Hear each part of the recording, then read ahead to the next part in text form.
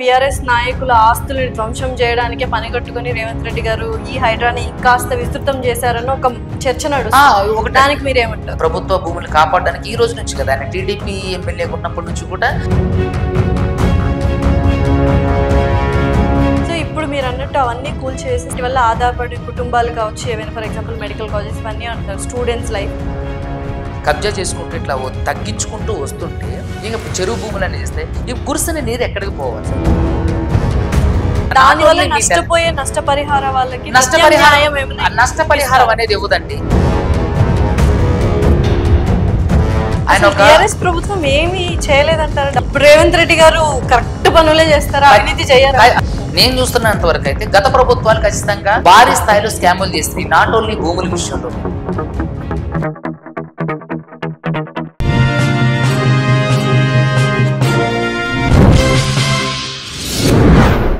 But ఇది ఒక రాజకీయ కుట్ర. బీఆర్ఎస్ నాయకుల ఆస్తులను ధ్వంసం చేయడానికే పనిగట్టుకుని రేవంత్ రెడ్డి గారు ఈ హైడ్రాని ఇంకాస్త విస్తృతం చేశారని ఒక చర్చ నడుస్తుంది. దానికి మీరేమంటారు? ఖచ్చితంగా అది ఇప్పుడు నేనేమంటున్నానంటే, ఒక పని చేయాలంటే ఖచ్చితంగా ఇప్పుడు సీఎం రేవంత్ రెడ్డి గారు ఈ హైడ్రాని స్థాపించడానికి లేదంటే ఈ ప్రభుత్వ భూములు కాపాడడానికి ఈ రోజు నుంచి కదా, ఆయన టీడీపీ ఎమ్మెల్యే ఉన్నప్పటి నుంచి కూడా ఆయన నడిపిస్తూనే వస్తున్నారు. ఏది ఎన్ కన్వెన్షన్ అనేది ఇట్లా అక్రమంగా నిర్మించారని, తర్వాత పల్లా రాజేశ్వర గారు ఇట్లా పలానా అక్రమ కట్టడాలు చేశారు, అదే విధంగా మంత్రి మల్లారెడ్డి గారు, తర్వాత చాలా మంది బిజినెస్ మ్యాన్లు భూమిని ఆక్యుపై చేశారు. చాలా సెలబ్రిటీలు కూడా ఉన్నారు, నా దగ్గర ఆ లిస్ట్ ఉంది. చాలా మంది ప్రభుత్వ అధికారులు, నేను ఆర్టీఐ ద్వారా డీటెయిల్స్ అన్ని తీసుకున్నా. సెలబ్రిటీస్ ఎవరండి? ఆసక్తిగా ఉంటుంది మీరు సెలబ్రిటీ అంటే సెలబ్రిటీ అదండి, నేను హైకోర్టులో కేసు వేసిన తర్వాత రివీల్ చేస్తానండి, మీ ఛానల్ కే రివీల్ చేస్తాం. దాంట్లో చాలా మంది సెలబ్రిటీలు ఉన్నారు, ప్రభుత్వ అధికారులు ఉన్నారు, ఎక్స్ ప్రభుత్వ ప్రతినిధులు ఉన్నారు, అదే విధంగా GHMC greater Hyderabad municipal corporation లో చేసినటువంటి కార్పొరేటర్లు ఉన్నారు, వాళ్ళందరి డీటెయిల్స్ ఉన్నాయి. సో ఇప్పుడు మీరు అన్నట్టు అవన్నీ కూల్చేసి సెకండరీ ప్రాబ్లమ్స్ ఉంటాయి, వాటి వల్ల ఆధారపడి కుటుంబాలు కావచ్చు, ఏమైనా ఫర్ ఎగ్జాంపుల్ మెడికల్ కాలేజెస్ ఇవన్నీ అంటారు, స్టూడెంట్స్ లైఫ్ ఇవన్నీ కూడా సెకండరీ ప్రాబ్లమ్స్ ఎలా అయితే ఖచ్చితంగా ఒకటండి, ఇప్పుడు మనం ఆ ప్రాబ్లమ్స్ ని ఫేస్ చేసుకొని మనం ముందుకెళ్తే, ఇప్పుడు హైడ్రా చేస్తున్నటువంటి ఇది చేయడం వల్ల ఇప్పుడు ఒక వ్యక్తి లేదంటే ఒక స్టూడెంట్ తను ఒక 3 సంవత్సరాలు బాధపడతారు, అతను బాధపడుతుండే కదా అని చెప్పి, లేదంటే సెకండ్ క్లాస్ పీపుల్ రూపాయి కూడబెట్టుకొని బిల్డర్స్ కి ఇస్తే, ఆ బిల్డర్స్ అక్కడ అక్రమ నిర్మాణాలు చేపట్టి అక్రమంగా పర్మిషన్స్ తీసుకొచ్చి లంచాలు ఇచ్చి అక్కడ చేసి కట్టడం వల్ల చాలా తక్కువ మంది నష్టపోతున్నారు ఆర్థికంగా. అదే ఇలాంటి కూల్చివేయకపోతే, ఇలాంటి న్యాచురల్ రిసోర్సెస్ కాపాడకపోతే రానున్న కాలంలో విపరీతంగా మీరు చూసుకున్నట్లయితే ఇయర్లీ 3.2% జనాభా హైదరాబాద్ లో పెరుగుతూ వస్తున్నారు.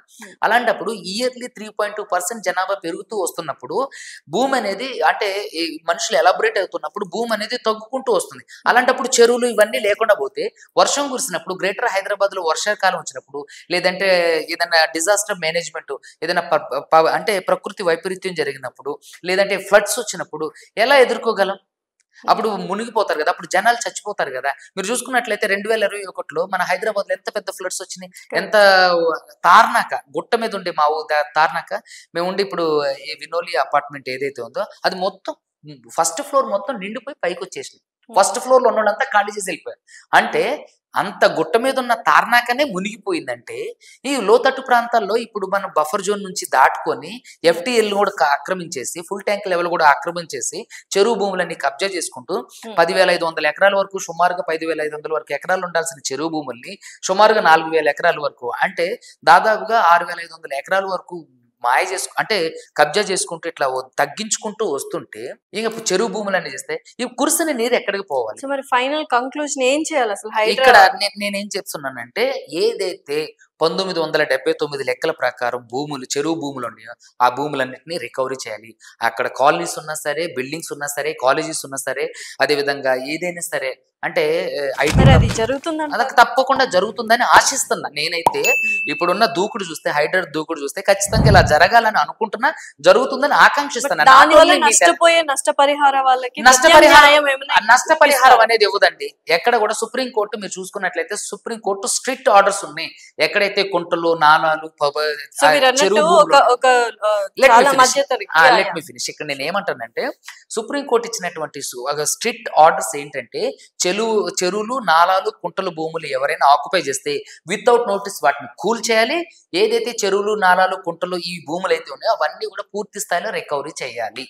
అలా చేసినప్పుడు ఖచ్చితంగా రాబోయే తరాలకి, మన పిల్లలకి, మన మనవాళ్ళకి ఒక న్యాచురల్ రిసోర్స్ ని అందించిన వాళ్ళం అవుతాం.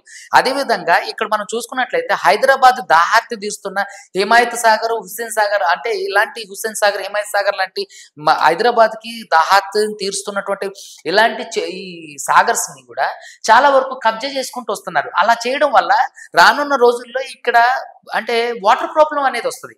అదే విధంగా ఏదైనా ఫ్లడ్స్ వచ్చినప్పుడు హైదరాబాద్ ఎదుర్కోవడం చాలా కష్టం అవుతుంది. ఇప్పుడు మనం కేరళ ఫ్లడ్స్ ఏ విధంగా అయితే చూసుకున్నాం, అంతకంటే 10 ఇంతలు ఫ్లడ్స్ ఎప్పుడైనా వస్తే హైదరాబాద్ ఎదుర్కోవడానికి సిద్ధంగా లేదు. జిహెచ్ఎంసీలో ఉన్నటువంటి అక్రమ వర్కులు, ఎవరైతే జిహెచ్ఎంసీలో ఉన్నటువంటి అవినీతి అధికారులు గత ప్రభుత్వంలో, అదేవిధంగా ఇరిగేషన్ డిపార్ట్మెంట్ లో ఉన్నటువంటి అవినీతి అధికారులు, అదేవిధంగా హౌసింగ్ పర్మిషన్ ఇచ్చేటటువంటి దాంట్లో ఉన్నటువంటి అక్రమ అధికారులు చేసినటువంటి పెద్ద తప్పిదాల వల్ల ఈ రోజు కుంటలు, నాలాలు, చెరువులు కబ్జాలకి గురైనాయి. అదేవిధంగా ఈ రియల్ ఎస్టేట్ దంతా మీరు చూసుకున్నట్లయితే హైదరాబాద్ లో అతిపెద్ద భయంకరమైనటువంటి జరుగుతున్న ఇప్పుడు ఉన్న ప్రజెంట్ ఏంటంటే రియల్ ఎస్టేట్ దంతా. ఒక ఫ్లాట్ ని 10 మందికి సేల్ చేస్తున్నారు. ఒకే ఓనరు దాన్ని ఒక వెంచర్ లాగా తయారు చేసి, వెంచర్ కి పర్మిషన్స్ ఉండవు, జిహెచ్ఎంసీలో ఎవరినో మేనేజ్ చేస్తారో వాటికి లక్షల్లో వచ్చాను. దయచేసి సీఎం రేవంత్ రెడ్డి గారు మీరు దయచేసి ఎవరైతే ఈ ఇరిగేషన్ డిపార్ట్మెంట్ కి సంబంధించినటువంటి అవినీతి అధికారులు, పర్మిషన్ ఇచ్చినటువంటి అవినీతి అధికారులు వాళ్ళని జాబ్ నుంచి తీసేయడమే కాకుండా వాళ్ళని జైలు పాలు చేయండి, వాళ్ళని చట్టపరంగా శిక్షించండి. తర్వాత ఉన్నవాడికి భయం వస్తుంది, వెన్నులో వణుకు వస్తుంది ఖచ్చితంగా. అదే విధంగా డిపార్ట్మెంట్ తో సంబంధం లేకుండా, అదే విధంగా పార్టీతో సంబంధం లేకుండా, జెండాతో సంబంధం లేకుండా ఎవరైతే చెరువులు, నల్లలు, కుంటలు ఇవి ఏవైతే ఉన్నాయో హైడ్రాకి ఎటువంటి తారతమ్య భేదం లేకుండా, తన మన భేదం లేకుండా ఎవరైనా సరే ఉన్నట్లయితే దయచేసి అందరు భూములు కూల్చేయండి, న్యాచురల్ రిసోర్స్ కాపాడి హైడ్రాని ఇంతే ముందుకు తీసుకెళ్తే మాలాంటి న్యాయవాదులు ఎంతో మంది ఖచ్చితంగా మీకు సపోర్ట్ కుంటాం. కోర్టులో కానివ్వండి, సుప్రీంకోర్టులో కానివ్వండి, ఎక్కడైనా మేము తప్పకుండా సపోర్ట్ చేస్తాం. ఎందుకంటే ఇది ఒక నాకు తెలిసి నా జీవితంలో నేను ఇప్పటి వరకు చూసిందంటే ఇది ఒక విప్లవాత్మకమైన మార్పు అని చెప్పాలి. ఇంతవరకు ఏ చీఫ్ మినిస్టర్ ఇది ఇంత అంటే ధైర్యం చేయడానికి ఇష్టపడాలి. ఎన్ని ఒత్తిళ్లకు తలొగ్గినా సరే రంగనాథ్ గారు మీరు దయచేసి వెనక్కి తగ్గొద్దు. సో ప్రత్యామ్నాయం ఏమి ఇవ్వకూడదు, ప్రత్యామ్నాయం ఇవ్వకూడదు. Common man. ఎందుకంటే మీరు అన్నట్టు ఇల్లు అనేది వాళ్ళు లైఫ్ టైమ్ లో ఒకసారి కట్టుకుంటారు, వాళ్ళ లైఫ్ అంతా కలిసి కట్టుకుని ఉంటారు ఫ్లాట్. సో బిల్డర్స్ మోసం చేశారు, నల్లలన్నీ కబ్జా చేసి బిల్డర్స్ ఇల్లు కట్టేసి ఉంటారు. బట్ ఇక్కడ మధ్యలో ప్రాబ్లం ఫేస్ చేస్తుంది ఇన్నోసెంట్ పీపుల్.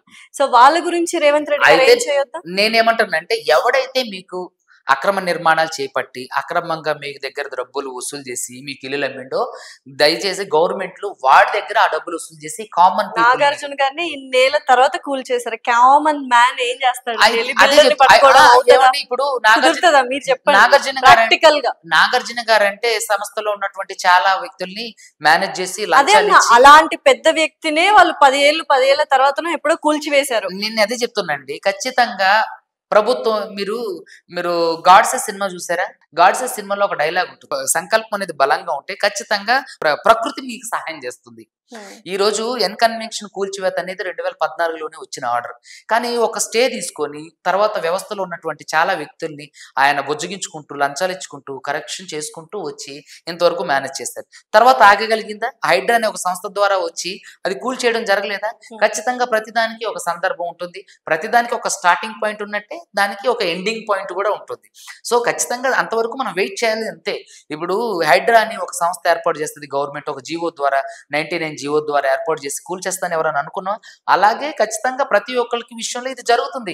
తప్పు చేసిన ప్రతి ఒక్కడు మనిషి నుంచి తప్పించుకోవచ్చేమో, ప్రభుత్వం నుంచి తప్పించుకోవచ్చేమో, దేవుడి నుంచి తప్పించుకోలేడు. ప్రతిదానికి ఒక స్టార్టింగ్ పాయింట్ ఉన్నట్టు ఒక ఎండింగ్ పాయింట్ అన్నట్టు. తప్పు చేసిన వాళ్ళు తప్పించుకోలేరు, బట్ తప్పు చేయని వాళ్ళు అదే అంటున్నా. మీకు దీంట్లోనే బిల్డర్ వేరే చోట ఎక్కడో హై ఎండ్ లో పెద్ద హై రైజ్ అపార్ట్మెంట్ తీసుకొని ఉంటాడు, కానీ అక్కడ శిక్షించబడుతుంది ప్రజలు. అది నేను చెప్పిన ఆన్సర్ లోనే మీకు, అంటే నేను చెప్పిన ఆన్సర్ లోనే మీ క్వశ్చన్ కి ఆన్సర్ కూడా ఉంది. ఎవడైతే బిల్డర్ అమ్మిండో వాడి దగ్గరే ప్రభుత్వం డబ్బులు వసూలు చేసి, పూర్తి స్థాయిలో డబ్బులు వసూలు చేసి అక్కడ నష్టపోయిన రెస్పాన్సిబిలిటీ రేవంత్ రెడ్డి గారు తీసుకుంటారు. అంటే తీసుకోవాలని నేను అంటున్నా. ఎందుకంటే ఇప్పుడు ఒక కార్యక్రమం జరుగుతుంది అనుకోండి, మంచి జరగవచ్చు, చెడు జరగవచ్చు. ఎక్కువ స్థాయిలో మంచి జరిగినా సరే, తక్కువ స్థాయిలో చెడు జరగవచ్చు. ఆ తక్కువ స్థాయిలో జరిగిన చెడుని ఎవరైతే ఉందో అది ఖచ్చితంగా సీఎం రేవంత్ రెడ్డి గారు ఇనిషియేట్ తీసుకోవాల్సిందే. తీసుకొని ఎవరైతే నిజంగా నష్టపోయారో, ఎవరైతే అందులో నిజంగా కామన్ పీపుల్ ఉన్నారో వాళ్ళని ఐడెంటిఫై చేసి వాడు ఎవడైతే బిల్డర్ కట్టి వాళ్ళకి అవన్నీ అప్పచెప్పిండో ఖచ్చితంగా వాడి దగ్గర ముక్కు బిండి వసూలు చేసి దానికి కొంత ప్రభుత్వ పరిహారం కూడా యాడ్ చేసి ఇవ్వడం వల్ల ఏంటంటే ఇక్కడ ఎవడైతే కామన్ పీపుల్ సొంత కళ నిజంగా మీరు అన్నట్టుగా ప్రతి ఒక్కరి జీవిత ఆశయం ఒక మంచి ఇల్లు కట్టుకోవడం. సో కాబట్టి ఒక కామన్ పీపుల్ తన జీవితాంతం కష్టపడి రెక్కల ముక్కలు చేసుకొని చెమటొచ్చి సంపాదించిన ప్రతి రూపాయి ఇంటి కోసం ఇన్వెస్ట్ చేసినప్పుడు ఖచ్చితంగా దానికి కూడా రేవంత్ రెడ్డి గారు న్యాయం చేయాలి. అది కూడా ఆయన బాధ్యత.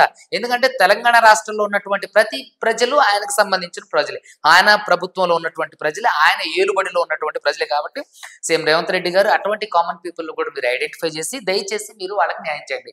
ఇప్పుడు నేను మొత్తానికి కంక్లూజన్ ఏం చెప్పబోతున్నానంటే హైడ్రా అనేది ఒక విప్లవాత్మకమైన మార్పు. ఇది ఖచ్చితంగా ప్రజలందరూ తెలంగాణ ప్రజలందరూ స్వాగతించాల్సిందే. ఇలాంటి ఒక గొప్ప విప్లవాత్మకమైన మార్పు తీసుకొచ్చినటువంటి సీఎం రేవంత్ రెడ్డి గారికి ఈ సభాపూర్వకంగా ధన్యవాదాలు. ఇలాంటి విప్లవాత్మకమైనటువంటి గట్స్ ఉన్న కార్యక్రమాలు అనేకం చేసి తెలంగాణ ప్రభుత్వాన్ని సుస్థిరం చేసుకోండి. అదే విధంగా తెలంగాణని సస్యశ్యామలం చేయండి. తెలంగాణలో ఉన్నటువంటి ప్రతి ఒక్క కామన్ మ్యాన్ కి న్యాయం చేయండి. అదే విధంగా కేటగరైజేషన్ చేయండి. కేటగరైజేషన్ ద్వారా ప్రతి ఒక్క ఆయా క్యాస్ట్లకు సంబంధించినటువంటి ప్రతిఫలాలు అందించండి. ఏబిసిడి వర్గీకరణ చేయండి, దాంట్లో ఉన్నటువంటి ప్రతిఫలాలను అందించండి, కేటగరైజేషన్ చేయండి. అదే విధంగా ఓసీలో ఉన్నటువంటి ఓబీసీ ఏదైతే ఉందో ఆ రిజర్వేషన్ కూడా అంతిమంగా అమలు చేయండి. ఏ ఒక్క వ్యక్తి కూడా అన్యాయం కాపాడకూడదు మీరు. అదే విధంగా ఇక్కడ లాస్ట్కి వచ్చేసి ఈ హైడ్రా అనేది నిజంగా ఒక గొప్ప విప్లవాత్మకంగా దూసుకొని వెళ్తుంది. దీనికి ప్రజలందరూ కూడా మనం మద్దతు తెలియజేయాలి. ఎన్ని ఒత్తిళ్ళు వచ్చినా దయచేసి ఈ హైడ్రా అధికారులు కానివ్వండి, తర్వాత అదే విధంగా ప్రభుత్వం కానీ తలొగ్గొద్దు. మీకు మేమందరం న్యాయవాదులు అందరూ సపోర్ట్గా ఉన్నాం. ఖచ్చితంగా న్యాయానికి మంచికి మేము ఎప్పుడూ ముందుంటాం. కాబట్టి హైడ్రా అనేది నిజంగా ఒక గొప్ప విప్లవాత్మకమైన మార్పు. ఎన్కన్వెన్షనే కాదు, జనవాడ ఫామ్ హౌస్ కూడా కూల్చేయాలి. అదే విధంగా ఈయన ఎవరైతే ఉన్నారు పల్లా రాజేశ్వర రెడ్డి గారికి సంబంధించినటువంటి అక్రమ కట్టడాలను కూలగొట్టాల్సిందే. అదే విధంగా మంత్రి మల్లారెడ్డి గారికి సంబంధించిన అక్రమ కట్టడాలు కూల్చివేయాల్సిందే. అదే విధంగా కవిత గారు కూడా కొన్ని అక్రమ అంటే గుట్టలు మెట్టలన్నీ కబ్జా చేయడం జరిగింది, వాటిని కూడా తీసేయాల్సిందే. రకరకాలుగా ఎక్కడైతే గత ప్రభుత్వంలో ప్రభుత్వ ఆస్తి కబ్జాకి గురైందో, ఏది హైడ్రాతో సంబంధం లేకోకుండా ఎక్కడైతే ప్రభుత్వ ఆస్తి కబ్జాకి గురైందో, ఎక్కడైతే ప్రభుత్వ ఆస్తిని కబ్జా చేసి అనేక మంది బిల్డర్స్ కానివ్వండి, అదేవిధంగా అనేక మంది రియల్ ఎస్టేటర్స్ ఎవరైతే ప్రభుత్వ ఆస్తిని కబ్జాలు చేసి వాటిని ఫ్లాట్లుగా చేసి అదేవిధంగా వెంచర్లుగా వేసి అమ్మారు, వాటిని కూడా రికవరీ చేసి ప్రభుత్వ ఆస్తులు ధ్వంసం కాకుండా బిల్డర్స్ చేతిలో పడకుండా రియల్ ఎస్టేట్ చేతిలో పడుకోకుండా మీరు దయచేసి కాపాడి ప్రభుత్వ భూములన్నింటినీ కూడా రికవరీ చేయండి. ఏది ఈ హైడ్రా ద్వారా డిజాస్టర్ అసెట్సే మీరు ప్రొటెస్ట్ చేయడమే కాకుండా అదే విధంగా అంటే అడవి భూములు కానివ్వండి, హైదరాబాద్లో ఇంకా ప్రభుత్వ రంగ సంస్థలకు సంబంధించిన ప్రభుత్వ భూములు కానివ్వండి, ఇవన్నీ కూడా చాలా కబ్జాలకి గురైనాయి. గత ప్రభుత్వాలు ఇంటెన్షనల్లీ కానీ ఈ ప్రభుత్వ కోట్ల విలువ చేసి ప్రభుత్వ భూముల్ని కబ్జా చేసి వేరే వేరే బిల్డర్స్ చేతిలో పెట్టారు. మీరు చూసుకుంటే జనవాడ ఫామ్ హౌస్ కూడా ప్రదీప్ రెడ్డి అనే ఒక గొట్టంగాడి చేతిలో అంటే పెట్టి ఈ కేటీఆర్ గారు ఆడుతున్న నాటకం అది. ఈ ప్రదీప్ రెడ్డి అనే వ్యక్తి ఆయన టిఆర్ఎస్ ప్రభుత్వం ఏమి చేయలేదంటారు, డెవలప్మెంట్స్ ఎందుకు చేయలేదు? నిజంగానే అవినీతి ఒకటే చేసింది. ఇప్పుడు రేవంత్ రెడ్డి గారు కరెక్ట్ పనులే చేస్తారా, అవినీతి చేయరు? ఖచ్చితంగా నేను ఏం చెప్తున్నానండి, రేవంత్ రెడ్డి గారి గురించి నేనైతే చెప్పలేను. కానీ ఖచ్చితంగా ఏంటంటే ఒక వ్యక్తిని చూసిన తర్వాత మనం మాట్లాడగలం, ఒక వ్యక్తి చేస్తున్నప్పుడు మాట్లాడలేదు. నేను చూస్తున్నంత వరకు అయితే గత ప్రభుత్వాలు ఖచ్చితంగా భారీ స్థాయిలో స్కాములు చేసినాయి. నాట్ ఓన్లీ భూముల విషయంలో, జాబుల విషయంలో స్కాములు చేసినాయి. లిక్కర్ స్కాములు మీరు చూసినట్టయితే లిక్కర్ స్కాములలో అవినీతులు చేశారు, సీట్ల విషయంలో అవినీతి చేశారు, గ్రూప్ 1 విషయంలో అవినీతి చేశారు, పేపర్ లీకేజెస్ చేశారు. పొలిటికల్ పార్టీ ఇక్కడ పొలిటికల్ గా మనం పొలిటికల్ డిబేట్ చేయట్లేదు దయచేసి.